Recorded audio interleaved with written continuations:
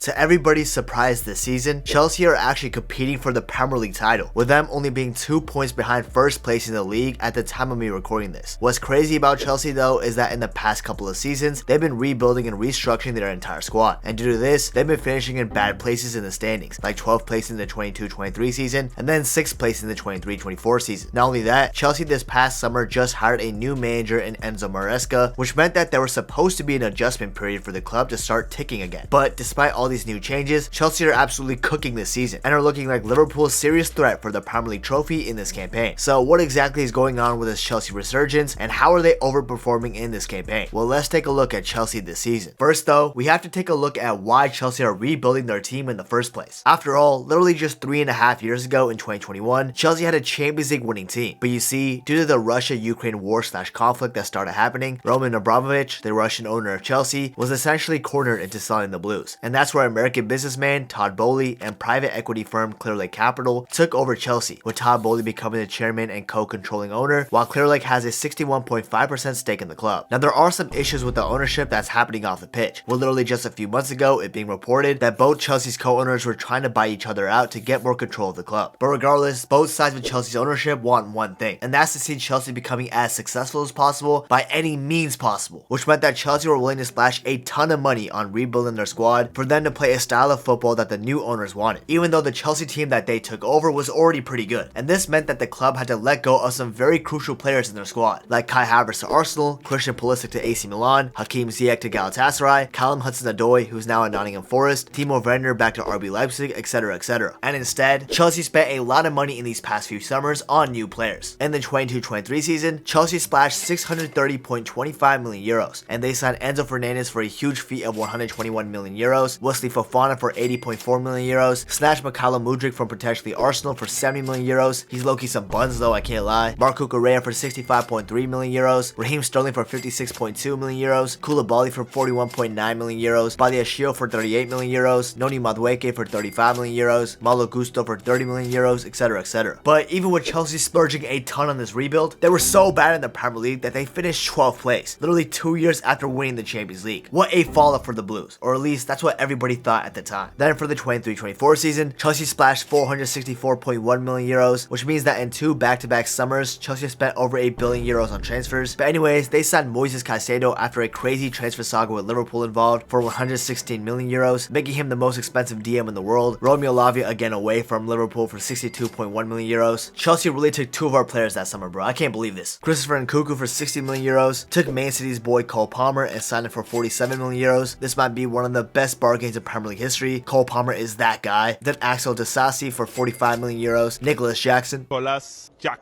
for 37 million euros, Robert Sanchez from Brighton for 23 million euros, etc, etc. But even with making some great signings this summer, Chelsea still kind of underperformed in the league, finishing 6th place and only qualifying themselves for the UEFA Conference League for the season, and also they lost 1-0 in the final of the Carabao Cup to an injury-filled Liverpool side. But I guess in this season, Chelsea did improve slightly. Here's the thing though, Mauricio Pochettino, the Chelsea coach at the time, who now coaches the US by the way, so shout out to him, was sacked by Chelsea at the end of the season. And instead, Chelsea brought in Enzo Maresca, the manager who led Leicester City to win the championship and securing promotion during a pretty difficult turning period for the Blues. So with this season, nobody really knew how this was going to go, but a lot of people had this club finishing around the 4th to 6th place range, or maybe even lower. But one thing's for sure, a new manager means more money to splash on signings. And this summer before the 24-25 campaign commenced, Chelsea spent 238.5 million euros and signed players like Pedro Neto for 60 million euros, good signing not gonna lie, João Felix who finally got freed from the Atletico Madrid dungeon for 52 million euros, Kiernan Dewsbury Hall for 35.4 million euros, Philippe Jorgensen for 24.5 million euros, Renato Vega for 14 million euros, Tosin Adarabioyo on a free, Marc Gui for 6 million euros, Jadon Sancho on a loan deal for Manchester United, etc. But even with these new signings added on, Chelsea weren't looking too great to start this season, and this poor start pretty much bolded the point that Chelsea weren't going to do too much in this campaign. Although preseason isn't the best measuring stick to see how good a team will perform in the upcoming campaign, it does give somewhat of a general idea on how the team is going to look like. And Chelsea looked like shit. The first preseason game Chelsea had to play was against Wrexham, and somehow they managed to draw the League One side 2-2. Then 3 days later against Celtic, Chelsea got absolutely battered 4-1 in what was a shocking defeat. And although Chelsea defeated Club America 4 days later 3-0, they got ran through against Man City in a 4-2 defeat, lost to Real Madrid 2-1 after that, and then finally drew to Inter Milan 1-1. Chelsea did play some good teams in their preseason tour, and yet they failed to get a singular win against anybody half decent. With all due respect, of course. Sorry, Club America. Oh, that was uncalled for. But it goes from bad to worse for Chelsea, but this time off the pitch, with Enzo Fernandez accidentally, according to him, chanting some racist shit that has some targeting towards black-skinned players during Argentina's Copa America celebrations, and this caused some of his black teammates at Chelsea to publicly call him out. But the beef and whatever misunderstanding that there was eventually got cleared out. Enzo ended up apologizing, and now he's actually the captain of the club in present day, with reshaped having more haircuts in the last 6 months than minutes on the pitch. But we move. Anyways, the bad form on the pitch would continue to the first match of the Premier League this season, where Chelsea had to play Man City at home, and they lost pretty convincingly 2-0. Then although in the next game Chelsea absolutely ran through Wolverhampton Wanderers away from home 6-2, with huge thanks to Noni Madueke, who bagged a hat-trick in the game literally the day after calling Wolverhampton a shit place on Instagram and then laughing in the post-match interview. Yeah. I ain't gonna lie, I'm getting cooked. Chelsea would show off their poor inconsistency once again, with them actually losing the second leg of the Europa Conference League to Swiss club Servette 2-1, even though they still made it through since they won the first leg 2-0, and then drew the following Premier League game to Crystal Palace at home 1-1. So you see, Enzo Maresca was initially having a tough time to find the best formation and tactics that would suit Chelsea the best and help them get some wins in the league. But around this time is when things finally started to click for Enzo Maresca, and although they didn't go on and win every single match from here on, you can see the ideas being implemented that Maresca wanted and how he could potentially take this team far. Basically, for a simple tactical rundown, Chelsea started off by employing a 4-2-3-1 with Cole Palmer obviously being the center 10 since he's the club's most important player, but then when Chelsea need to defend for longer periods, they transitioned into a 4-4-2 block with the number 10 being positioned slightly higher. This formation change does help with their counter pressing, with valuable assets like Moises Caicedo and Enzo Fernandez being used to limit central counterattacks and switch the ball into a counterattack really quickly. We see that a lot, especially with Nicholas Jackson's goals this season, that you'll probably notice as this video progresses. Not only that, Chelsea's tactics include one of the fullbacks moving into the central midfield spaces to overload the center and dominate possession, often with short passes, which is possible with Chelsea since they do have good players in the midfield that can do just that. So with Enzo Maresca figuring out the best tactics that suit his players, Chelsea would finally perform better on the pitch and finally get some good results. In the next Premier League match against Bournemouth, although the Cherries were putting up a good fight and had good opportunities to score but didn't, like missing a penalty, Chelsea still had good opportunities themselves and even grabbed a 1-0 win thanks to super sub Christopher Nkunku, who danced around in the box and scored. Then in the following match against West Ham away from home, Maresca's tactics would truly shine in this clash, and literally from the jump in the 4th minute, Nicholas Jackson would run behind the defense and score. He would add another to his goal catalog in the match in the 18th minute too, and Cole Palmer would finish the game off in the 47th minute with his cracking goal to help the Blues win the match 3-0. This was Chelsea's first huge win since the smashing of Wolves, and the confidence only grew from here. In the next match against Brighton, despite going down early in the game, Chelsea's main man Cole Palmer carries the team back to victory, with him actually ending up scoring 4 goals in a matter of 20 minutes, the first being in the 21st minute, and then a coolly finished off penalty in the 28th minute, an amazing top-ins free kick in the 31st minute to secure the hat-trick, and then a calm little near post finish in the 41st minute to help secure a 4-2 victory for the Blues. You do like a 1-2-3 if you score a hat-trick as well?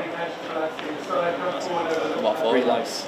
Huh? What for? This guy Cole Palmer is different gravy, bruh. If it wasn't for Mo Salah existing, Cole Palmer would easily be the best attacking player in the league in my opinion. Now for the next couple of matches, it wouldn't go in the way that Chelsea wanted. For example, in the next game against Nottingham Forest at home, Chelsea would go down first to a goal from Chris Wood, and even though Noni Madueke brought one back, and Nottingham later going down to 10 men with James Ward-Prowse getting a red card, Chelsea failed to get the win and they dropped 2 points. However, they were the more dominant team in this game. They had more shots, way more possession with 67%, almost 300 more passes, and a higher pass accuracy percentage. But even with Chelsea being more dominant, they just couldn't get the win. Then in the following game, Chelsea had the tough task of playing Liverpool at Anfield, the front runner for winning the Premier League this season. And this was always going to be one of Chelsea's most difficult games this season. I mean, it's Liverpool. We've snatched like 3 cup trophies from them in the past 3 to 4 years. But even then, Chelsea played pretty well in this game, I have to admit. I mean, I was literally there at the game. I saw it with my own 2 eyes in the flesh. Chelsea played good. And although Chelsea lost 2-1 due to Mo Salah scoring a penalty and Curtis Jones scoring the second goal early on in the second half, after Nicholas Jackson scored the goal to equalize, they showed signs during this game that they were here to compete and go head to head. Even Arne Slot has admitted recently that he feels like only one team has outplayed them this season, and it was Chelsea. And if the upcoming manager GOAT is saying that, then you know that Chelsea are becoming a serious team. Plus, after this loss to Liverpool, Chelsea haven't lost a single game in the Premier League since at the time we were recording this. In the next game against Newcastle at home, at around the 18th minute, Cole Palmer delivered one of the passes of the season to new signing Pedro Neto, who's actually so good by the way. That's a great signing by Chelsea, and he put the ball on a platter for Nicholas Jackson to score and put the Blues up 1-0. 1-0. And although Alexander Isak, who's also a top striker, scored a goal in the 32nd minute to equalize the game, Cole Palmer would make sure that his side would collect all 3 points, with his finish in the 47th minute, sealing the game off 2-1. After that, Chelsea would lose in the Carabao Cup away to Newcastle 2-0, so they're not winning that competition. But in the Prem, Chelsea had to play Manchester United away from home. And although they went down in the match, Moises Caicedo came up clutch and equalized for Chelsea in the 74th minute for the Blues to escape Old Trafford with a point. Following that, Chelsea had to play another Premier League title rival, Arsenal, who have low-key fallen off in that regard recently, I'm not gonna lie. But at the time, Arsenal were also looking pretty good to win the Premier League this season. But even with Martinelli getting a goal in the 60th minute to put the Gunners at 1-0, new signing Pedro Neto made sure that would cancel out and scored a banger in the 70th minute to secure a point in the London derby. Then in the return of Maresca back to his old club Leicester City, Chelsea ended up winning 2-1 thanks to his goals from Nicholas Jackson in the 15th minute and Enzo Fernandez in the 75th minute. Chelsea would then have the pretty tough challenge of playing Aston Villa, or that's what it seemed like initially, because Chelsea basically had the 3 points in the bag from the very first minute. Literally 7 minutes into the match, Cucurella wins the ball from an Aston Villa player and delivers a good ball in for Nicholas Jackson to squeeze the ball in and put the Blues up 1-0. Then in the 36th minute, after some great passing play from Chelsea's attackers, the ball would end up in the shooting range for Enzo Fernandez, who pierced the ball into the net to give Chelsea the 2-goal lead, and Cole Palmer would make that 3 in the 83rd minute with his great strike from outside the box to make it a 3-0 win. Around 3 days later, Chelsea would have to play Southampton away from home, and for this game, Maresca made 6 to 7 starting lineup changes, which is just insane. That just shows how much depth Chelsea have right now, which I mean we already kind of know. They didn't spend a bajillion euros for nothing. And sure, maybe Southampton are pretty hot garbage and they're like last place in the Premier League and are definitely getting relegated, but still, the fact that you can make this many changes for your starting 11 and still dominate the match is crazy. What's also crazy is that you guys are still not subscribed to the channel, bro. So hurry up and click that subscribe button, bro. Come on, please help me out, man. And now back to the game. I mean, Chelsea literally had 26 shots with half of them on target, so that's absurd. They dominated this whole for real. Anyways, Chelsea will win this match very convincingly 5-1, with Axel Disasi scoring a header in the 7th minute and Cuckoo scoring in the 17th minute after Madueke pounced on a bad pass from Southampton's keeper. Madueke then getting one for himself in the 34th minute, Cole Palmer getting a wide open net goal in the 76th minute, and then Jadon Sancho finishing the game off in style in the 87th minute to secure that 5-1 dub. And this man was touching the badge and everything while he was celebrating. He really hates Manchester United and that bald fraud Ten Hag, huh? What'd I do? Go, just go.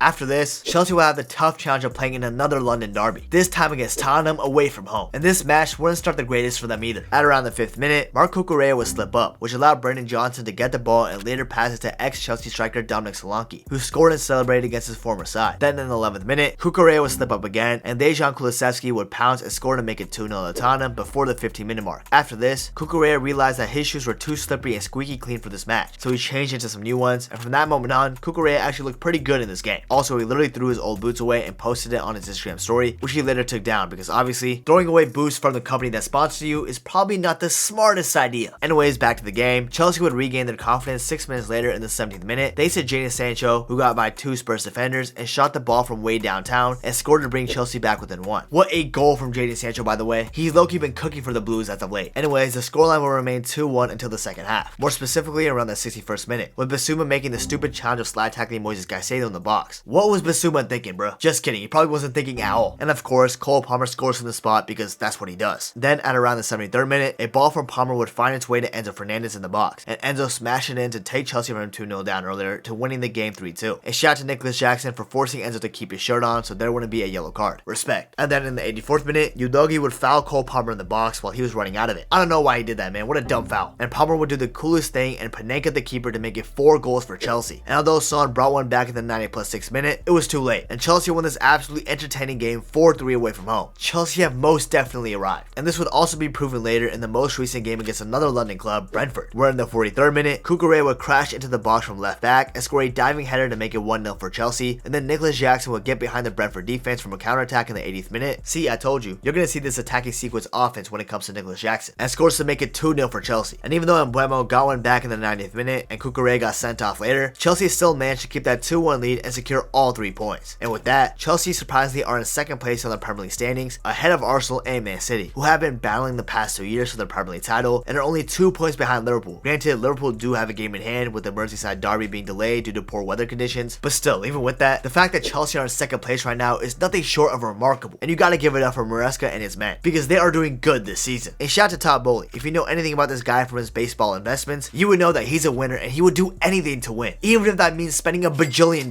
Plus, with him finding that contract loophole where he offered players 7 to 8 to 9 year contracts, Chelsea are gonna have this good of a team for many years to come. And if they don't win the Premier League this season, shit, shit, they might win it 3 years in a row after that. With Arsenal, yeah, they ain't winning shit. Liverpool's most recognizable faces are getting older and potentially could leave, and City's looking like doo-doo recently. So it is entirely possible Chelsea could dominate the Premier League in the future. And also, Chelsea players right now are doing amazing. Let's take a look at their captain this season first, Enzo Fernandez. Although his first couple of seasons with Chelsea were okay, this season he's cooking. Literally, if we just look at the last 7 games, he's got 3 assists against FC Noah in the Conference League, an assist against Arsenal, a goal and assist against Leicester, a goal against Villa, an assist against Southampton, a goal against Tottenham, and an assist against Brentford. Then, talking about Nicholas Jackson, since the start of the 2023-24 Premier League campaign, he has the most non-penalty goals in the league with 23, one more than Mo Salah. I don't really know why Fabrizio had to mention Mo Salah in this tweet, but you know you're the best when players are constantly getting compared to you. Not only that, to gas Nico Jackson up a little bit more, he's got 9 goals and 3 assists in 16 games. Not bad. Now, I do have to admit this, Jackson, to me, according to my own eye test, isn't really all that. Like, yes, he gets goals sometimes, but he does sometimes miss some really good chances. I think Chelsea will cook even harder than they are right now if they sign a striker like Victor Osimhen, for example. But who knows, maybe Jackson in the future does improve his finishing and he becomes like the next Drogba for the club. Then of course we got the main man, Cole Palmer. I mean, this dude has really become the heart and soul for Chelsea, and although he's got more help this season where he doesn't always have to get goals and assists for the Blues, he's still cooking teams up, and he's got 11 goals and 6 assists in 18 games. How Southgate never started this man at the Euros, I've got no clue whatsoever. And now let's talk about some of the defensive players too, like Moises Caicedo, for example. Although I may or may not be his #1 hater with them disrespecting Liverpool last summer, his defensive stats are top notch this season, with him being the 94th percentile for tackles, 88th percentile for tackles won, 93rd percentile for dribblers tackled, 80th percentile for interceptions, 91st percentile for blocks, 94th percentile for shots blocked, and 94th percentile for tackles plus interceptions, etc, etc. He's doing really well this season, I do have to admit that. And of course, so are Chelsea overall. They've scored the most goals so far in the league with 37 goals, and have conceded the 3rd least goals in the league too. So overall, I mean, fair play to Chelsea. They've literally surprised everybody this season, especially me, by how good they are. I mean, not even Chelsea fans knew that this was gonna happen. They were bracing themselves for another shit season, but instead, they're very much in the title race to win the Premier League in this 24-25 campaign. Anyways, what are your guys' thoughts on Chelsea this season? Let me know down in the comments. And if you enjoyed this video, please remember to subscribe, I would really appreciate it. And also follow my Instagram, Twitter, Twitch, and join the Discord community. The links are all in my YouTube description down below. And last but not least, if you want to learn how Botafogo went from relegation to Brazil and South American champions within 4 years, you definitely want to check out this video right here. You won't regret it.